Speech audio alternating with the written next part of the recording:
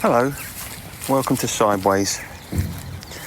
Have you ever given someone a bottle to celebrate or to say thank you? And when you did so, were you sure that it was an appropriate gift for that person? This week we're talking about why it's dangerous to give alcohol. In addition, Martin fails to share my enthusiasm for grapes. I talk about one of the most awkward experiences of my life. And we muse on the reasons why grandmothers need so much talcum powder. The gift of alcohol. Morning. Morning. How you doing? I'm all right. How are you? Oh yeah, all good, my end. How about you? Yeah, I'm fine. I was just thinking about how much I really like grapes. Okay, right. Yeah. Did you want to take that any stage further, or just want to leave that there? Not really. I was just I was eating some grapes, and I thought, "God, aren't grapes really nice?" And it led me on to thinking about other fruits that I really enjoy. Okay. But I don't know if there's a great deal of mileage in that in terms of interest for the listener. Well, it's not of interest to me, to be honest. But thanks for passing it by me. Well, just to finish on the subject of grapes, as you've asked. One of the best things about grapes is they don't have a pip, do they, or a pit? Not really, no. Or at least you can get seedless grapes now. So it's like the one thing that was potentially negative about your grape, now doesn't exist. It's almost made the grape perfect. Okay. Yeah, I think you've illustrated how you can drag a conversation out of the completely mundane, but it's well, we've been doing that for a year and a half. Well, that is a perfect illustration. Actually, just before we start, did you see that programme on the BBC called Joey Essex, Grief and Me? No, I didn't. I did. I saw it trailed, but I didn't watch it. All right. Okay. Well, if I was a therapist, I think I'd get all my or potential clients or even existing clients to have a look at it. But it does show the benefit. It follows him through 3 months of therapy, basically. And he's a bit of an airhead, isn't he? But I've got a bit more respect for him. I saw another side of him, and it's his mum committed suicide when he was 10. And he's just reached the age of 30, and he's finally getting some help for it. And it just came across as really good. I mean, he's a troubled guy. It looked like he's got everything, but I think the program was, it was a real advocacy for therapy. I might have a look at it. Yeah, I think it's good. It's good. Don't get put off by the fact it's about Joey Essex. Well, no, I don't think I would be put off by that. I mean, as you said there, I can't remember what he was on. He was on something some years ago.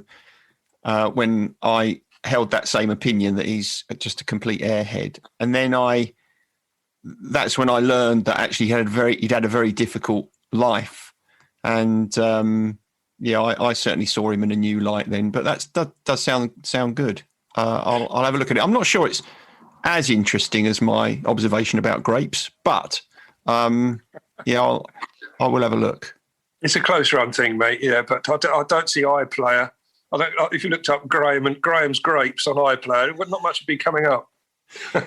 I wouldn't suggest anybody puts into Google Graham's grapes, because I don't want to be responsible for the sort of thing that might come up. Okay. Well, what I'm going to do now, I'm going to move away from that. Okay. I'll tell you what I want to talk about. There's a little bit of an irony in my working title because I've called it The Gift of Alcohol. Okay, yeah. All right.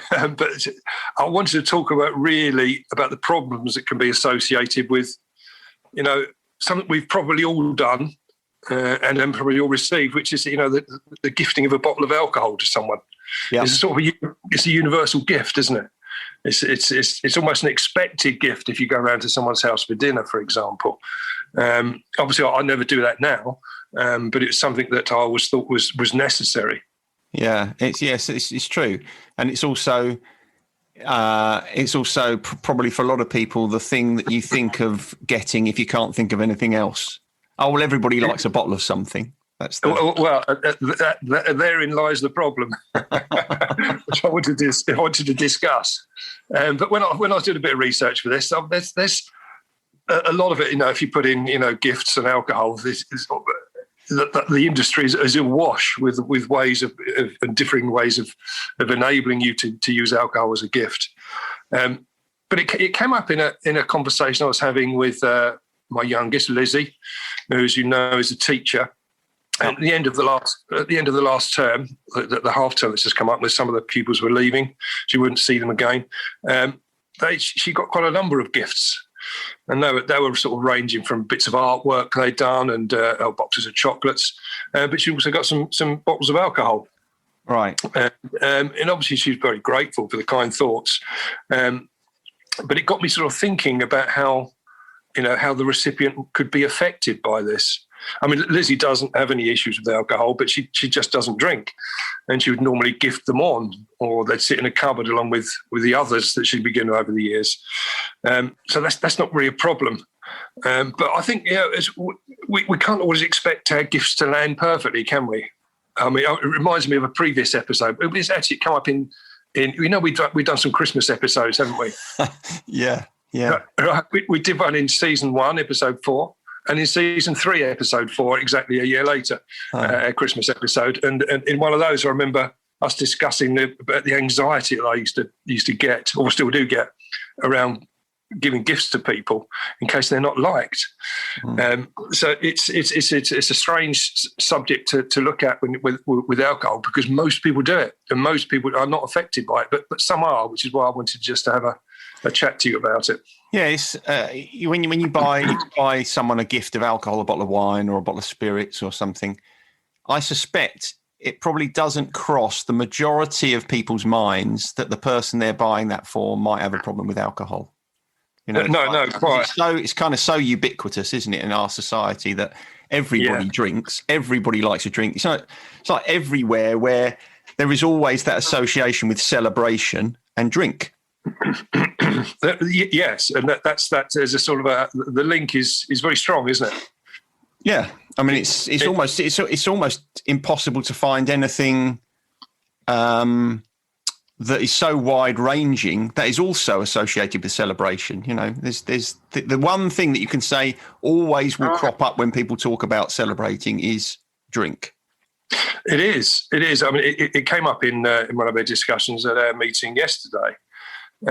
Where one of the girls who's newly into recovery can't consider a life without it. She can't think beyond, the drink being associated with everything she's ever done in the past. Celebrations being a massive part of that, especially now the weather's turned nice again. There's people having barbecues, and it's associated with it. And that's she's having a real struggle with that at the moment, which we all do. I remember exactly that position in early recovery. Well, I was going to say that certainly the people I've met that are in recovery or considering going into recovery, that seems to be something pretty universal, that the feeling, that the thought of forever without alcohol feels like a very, very long time indeed. Yeah, it is. That thought is very prominent, and it's a strange one. It takes a little while to get over. But the joys when you do get out the other side of that is a significant. But I know we've mentioned my pot. Go on. No, it's all right. You carry on. I know how you get if I talk over you. Get right off. No, because I think you were going to talk quite a relevant question there, and I was going to move on slightly to something else. So you slide in there. You can tell this is well rehearsed, can't you? I can't remember what I was going to say now. What were we talking about? I'm going to move on anyway in that case, because this is going nowhere. We'll be back to talking about grapes in a minute. It's the last thing I want. I'll tell you what I did think about, which is taking me off on an even worse tangent.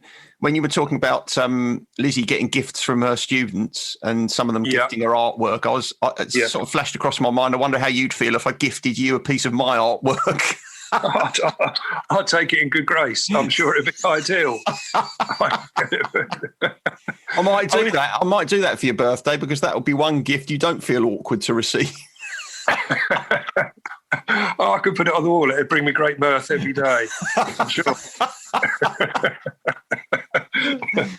Oh dear. Anyway, well, on the subject of gifts, it's still on the subject of gifts. But I remember we've talked about my my grandmother used to live with me, Gangan. Yep. I mean, she become a bit of a lush in her later years, but growing up, I never saw her with any drink. But she had. It's quite difficult to buy for a grandma, isn't it? Because I remember when she passed away, and we're going through her stuff, she had like a whole chest of drawers filled with talcum powder. You know what I mean? It was yeah. Grandmas love a talcum powder. Or there's packets of those fragrance drawer liners. I mean, no one else has those apart from your grandmother, do they? yeah. Or what were they called? Bath cubes. What were they called?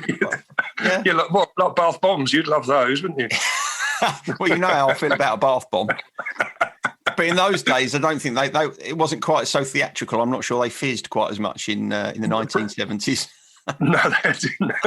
They just sat in the bottom of the bath and just gently eroded, didn't they? They were all gritty under your body, weren't they? They were, yeah. not quite as relaxing as they're potentially supposed to be. Or corn plasters. In fact, she loved a corn plaster. Really? She had loads of those. Yeah. Yeah, she had terrible feet with corns and bunions and all that. So yes, drawers filled with them. But she always received every gift she always received. It's always, oh, that's so lovely. That's beautiful. Best gift I've ever received. Lully lush. She always used to say. It was a phrase she used to use all the time. But and again, that gift, we knew where that was landing with that particular gift. We knew that she would appreciate it, even if she had talcum powder coming out of her ears. A bit of extra talcum powder would never go amiss. She'd never have if she'd had a double life, she wouldn't have had enough time to use all that talcum powder. No, I think we buried her with most of it. Imagine that getting yeah. You know those scenes they have at the side of people's graves when they're committing their body to the earth, and the mourners throw in a handful of dust. Were you throwing in a handful of talcum powder, a bit of Yardley? Yeah, or Avon, mostly Avon, the cheapest stuff you could get. She loved it. Anyway, going back to the alcohol. I mean, what if it does fall into the wrong hands? I mean, it's strange because I consider it a drug. And you wouldn't give other drugs to people, would you, on their birthday? You wouldn't wrap up, as a nice little bit of cocaine for your happy birthday. Here you go. I expect it happens. Come on. It does happen from time to time. Or, if someone's leaving work, there's a little card signed by us all. There's some high-grade heroin for you. Off you go. Bon voyage. It doesn't happen, does it? But we're quite happy to give alcohol, which is the most destructive of drugs. Don't get me on the soapbox. I can feel the heat rising. I think even Ganga would have trouble lully lushing some high grade heroin, wouldn't she? I would have thought so, yeah. Although she'd probably have found a way to be accepting of it.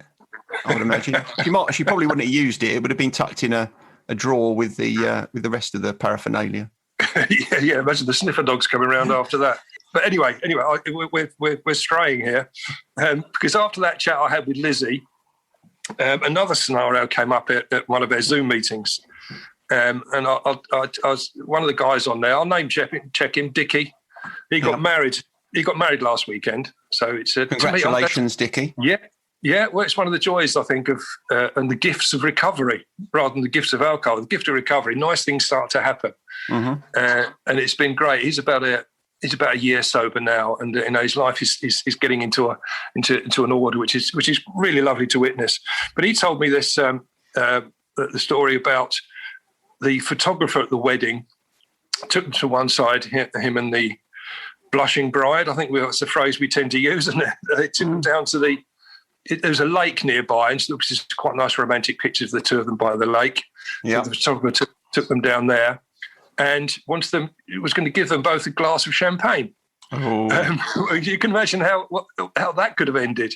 I mean, luckily, I think someone noticed and got it switched so you'd have sparkling water. But I think that's that dividing line, isn't it? Again, it's assumed that people are going to drink, assume that they're okay with it, and it's linked again with the celebration. And that still does annoy me, because he also went on to say he's had gifts. Of like a gift set of different flavours of marmalade, but they've all got alcohol in them. So you'll have, marmalade with vodka in. And then going back to what we're talking about, the industry seemed to constantly reinvent itself to find different ways of introducing alcohol into our society and to keep it normalised. In fact, one of the guys at group yesterday, he was saying that he'd come across some alcoholic sparkling water. Alcoholic sparkling water? Yeah. Well, it sounded to me like they put some flavour in with it as well. Right, so it's probably similar like to gin flavour sparkling water. So it's like gin and tonic flavour or something. Yeah. But it's just another way of sneaking it in, isn't it? Well, you can certainly get alcoholic ice cream these days, can't you? I mean, it's not good, is it? It's not good where it becomes it's again, it's just become a norm, isn't it? Do you reckon you can get alcohol infused grapes? Well, didn't the football fans up in Scotland, when there was a ban on taking alcohol into the grounds, they used to inject their oranges with vodka, didn't they? They could suck the vodka back out of the orange during the game. Yeah, I suppose. Yeah, I can imagine that happening. Like the kids these days take alcohol into pubs, don't they, in hand sanitizer bottles, so they don't have to pay the inflated prices at the bar. Do they? Yeah. Do they? Oh, it's all changed, isn't it? I mean, but then again, as a kid, I used to sneak alcohol into pubs. Yeah, just so you could sit out the back and drink to your heart's content, and it would cost you little, but still have the experience of being in a pub. Yeah. You really need to know your audience, don't you, if you're going to be gifting booze? And I think there's a number of reasons why you should consider the recipient in that case. And the first one obviously is they may be in recovery. I mean, that's the big one, really. I mean, the amount of times I've been offered at the end of a job we've been doing, that's always is some there's a bottle of wine for you to take away, or some beers or whatever, or you get offered drink whilst you're on the job sometimes. Say, do you fancy, especially if they like a drink themselves, they want you to at lunch break, they come and sit with you and say, do you want a beer or whatever. And I'm at that point, because I don't go into the job, and the first thing I say to them, I'm an alcoholic, by the way, be careful around me. Not much of an opening gambit, really, is it? But and so sometimes I just say, no, I'm not thirsty, or sometimes I will tell them why. I tell them why less now. I've got a bit bored with going over the old ground, but it's become less of a major part of my life, I suppose. Do you think you have a greater tendency to tell people according to the kind of connection you feel you've made with them? Absolutely. Yeah. Absolutely right. Because some people are quite interested. Once I tell them, they're very interested in listening. Yeah. But again, I'll wait until I got to know them before I'd say anything, in case it came up again. And then I'd advise them. You're quite happy to take cake from people, aren't you? Oh yeah, all day long. Cake. Well, you see, I mean, Les, who I work with, he's quite happy if we get given drink at the end of the job, because I'll just pass it straight over to him. So he gets double, and I'll get nothing. But if he ends up having a problem with alcohol, you'll have been complicit in that. Yeah, I don't think I'm particularly enabling him. He rarely drinks himself, but he'll have the odd tipple from now and then. He can drink properly, like I've never been able to do. Well, if you give him too many of those bottles at the end of jobs, he'll end up with a drawer like Gangans. Except his will be full of Blue Nun. I've never been given any Blue Nun. It's often it's some old dodgy old wine. Again, probably they've gifted it on because perhaps they don't want it. So it's not the stuff they drink themselves. Yeah. But one that came up quite that I found quite interesting. I know I've talked about it in the past on these episodes where I went to an Al-Anon meeting, which is particularly designed for those people that have people in their family or their spouses or whatever have got a drink problem. And one of the girls there, I remember her saying that exactly that. She'd been given a bottle of wine on a couple of occasions, and it really triggered her from the fact that her mum was an alcoholic, and it used to remind her of the times they used to go into the house or find her sort of slumped on the sofa, and they'd go and pour all the bottles of wine down the sink and try and get rid of it out of the house.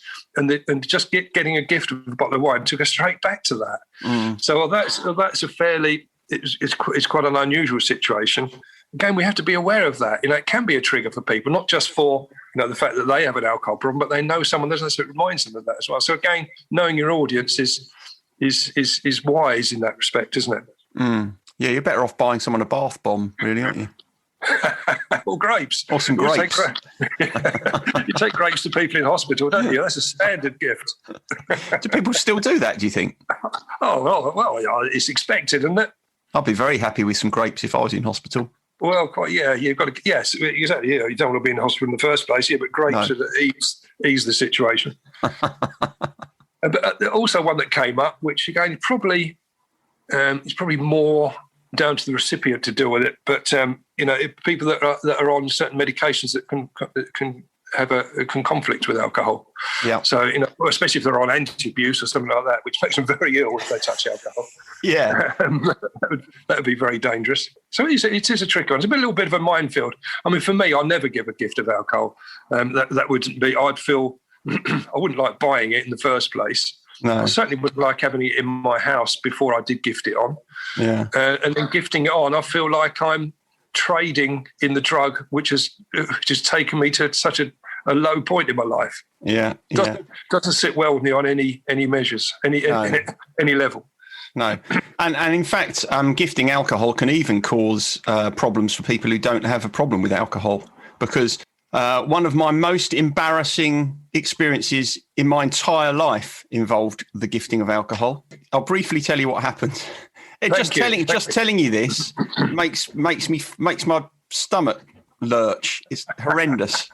I'm excited already. At the clinic where I work, I'd been doing some work with one of the chiropractors. He'd been coming to see me, and it was near Christmas. And after we'd done a session, I saw him later on, and he was kind of walking towards me. We were both sort of going different places in the clinic, and he was walking towards me, and he was holding this bottle of wine, and he kind of held it out to me, and he said something that I didn't kind of quite catch. And I obviously naturally assumed that he was giving me a bottle of wine, and I took it from him. And I said, "Oh, thanks. That's really kind of you." And we went our kind of separate ways. And then only later on did he tell me that actually and this was some days afterwards. It wasn't later in the same day. Some days afterwards, after I'd taken it home, probably drank it. He said, "You know that bottle of wine? I was just telling you that one of my patients had given it to me, and wasn't that a nice gift?" And I took it from him and drank it. And whenever I think about that, I think, oh my God, that is just so... It's one of the most embarrassing situations I think I've ever been involved in. Well, I suppose he could have said, "Hang on, you're reading between the lines wrongly here." He could have done, but because I thought that at first, and then when I reflected on it, I thought sometimes when things happen like that, it's like it feels too awkward to put someone straight, doesn't it? He was probably I was so kind of sure and pleased that he'd given me this bottle of wine. He thought, I can't say anything now. It'll be really awkward. And I suppose actually in some ways, I'm just grateful that he did tell me afterwards, because otherwise I'd have been labelled under that misapprehension for the... I don't want a reputation as someone who goes around stealing other people's drink. Well, no, I think really you should have taken account. It was probably in one of those nice little wine bags with a label and it says "Happy Birthday, Mum." That should have given you some indication. No, it wasn't. It was just a bottle. So, I can't hold myself responsible to that level. But really, as I say, whenever I think about that, really makes me go cold. Yeah, I can almost feel your pain, mate. I actually blame the patient who gave him the wine in the first place, because that particular person caused me a great deal of angst. Yeah, so you can blame someone. Exactly. Yeah, because it wasn't my fault, was it? No, of course it wasn't. No. Of course it wasn't. But it also came up where people have given gifts to people of a certain religion that don't drink, and apparently it can be seen as completely offensive. Really? Some like Sikhism, for example. They're very nice people. They don't tend to get offended by anything. But it can be Mormons. Some schools of Hinduism and Buddhism, they don't drink, and it can be seen as offensive. So again, you've got to be careful. Is this something we need to bear in mind? That's what I wanted to say. Mm. Well, you've said it. I have said it, and that's pretty much all I wanted to say on that. And I've pretty much come to the end of my notes. But I just wanted to. We used to do what I've learned this week feature. Yep. And we gave that up, didn't we? We replaced that with gratitudes. Yep. But I have got something I've learned this week. Oh, God. Go on. Well, I was just talking to someone Because I'd recently, it was down at where we're working at the moment. There's a lot of apartments. I was talking to a guy who's a serving police officer, who's an inspector up in the Met. And I was talking to him about how good these COVID dogs are. They're brilliant. It's a great idea. They train them so they can smell COVID on people, and it's a bit of a breakthrough. And he was saying, because he said, I was going to go off and work in the dog unit. I didn't go for the job in the end, but he said, did you know that nowadays they have dogs to do all sorts of different things? But he said, we have a dog, and it's a sperm dog, right? They can sniff out sperm. Oh my God! I know, and I thought, I didn't know whether to laugh or he was starting to laugh. He said, "Yeah, no, it's true." He said, "They do it, and they're very successful at that." I mean, imagine. And I was thinking, poor dog. Fancy I'm thinking about the training. Oh no, well, yeah, it's an unpleasant. Well, you can imagine the poor doggies. I mean, I don't know. You can imagine the dogs. They're all standing around at the end of training. They've all been trained up, and they're having a little chat, aren't they? And well, what did you get, Rover? And he says, "Well, I'm a COVID dog. I'm fine. I'm going to be good use to society. What about you, Shep? Yeah. Well, I've got cocaine and other drugs and that sort of thing. Yeah. And what about you, Jizzy? I mean, it's just not fair. It's not fair on the dog, is it? No, that's oh dear. I wonder what kind of are there any particular dogs that specialise in that? Do you think? Like cockapoos or something? I don't know what to. I didn't ask him that one, but I'll fill you in on that next time. Thanks very much. Thanks very much. Yeah, I'll give you an editing dichotomy there, then, so you can work that one out. Oh dear. Yeah. Well, that's something you've learnt this week that I'm not particularly sure I wanted to know, but there we are. No, were you going to say something? No, I was just going to go on to the gratitude list, really. Yeah, well, this week on my gratitude list, I've got the radio. Okay, I mean, yeah, I can get alongside that. But what's your particular point on that? Well, I just think it's amazing the amount of content you can get, the stuff that you can learn, the stuff you can listen to, the enjoyment that you get. I mean, in terms of value, I think you'd be hard pushed to find something that is a greater value in terms of entertainment and knowledge than the radio. I can only agree with you. I've got a little portable radio with earphones that I use at work, and so I can I'll pop my earphones in, listen to TalkSport, or listen to Radio 4, or listen to music, or Radio 2, or Smooth, or whatever. There's so much to listen to. You're going to go through all the radio stations, because we're going to be here a while if you are. Yeah, I think you can get over 300 on this particular one, so it would be quite a lengthy episode, wouldn't it? Do you ever listen to Jazz FM? I don't, mate. No. A classical FM sometimes. Do you? I do. Yeah. Mm. But not jazz. No, I can listen to about 5 minutes of jazz and it gets completely boring, doesn't it? So, well, the same as classical music, really. You can take it for so long and then it just sort of blends into the background. You're not really concentrating on it anymore. Philistine. Perhaps I am, mate. Perhaps I need some lessons into how to properly listen to classical music. But it's not something if my dad was still alive, he'd be able to give you some lessons on that. Yeah, he probably would, wouldn't he? I know he loved a bit of that. He'd take you through the full canon, wouldn't he? I can imagine your dad sitting me down and put you on a platter and say, "Yeah, let's listen to a bit of this." Yeah. No. But yes, thank you for the offer. Not that he can offer to do that anymore, but not really. On my gratitude list this week is going back to a restaurant for the first time in over a year. Wow, nice. Which one? Mm-hmm. I went to. This alliterates nicely, actually. But I went to the Butcher's Block at Burham. Nice. I've never heard of it. No. Oh, right, okay. No, it used to be an old pub. I don't know what it was called beforehand, but it's like a gastro pub now. But it was my cousin's birthday.